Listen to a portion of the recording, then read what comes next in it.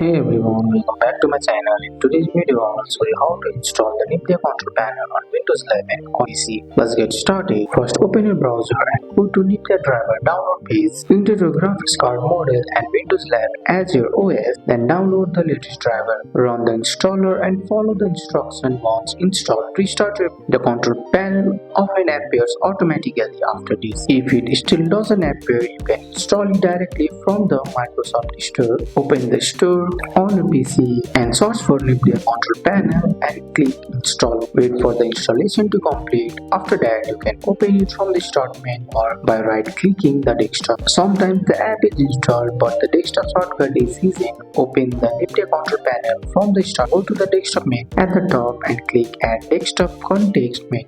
Now it will appear when you right click your desktop, and that's it. Now you know how to download NVIDIA control panel on Windows 11 on PC. That's all for today's video, guys. I hope you guys like this video. If you found this video helpful, drop a like, subscribe for more videos. Thanks for watching. See you in the next one.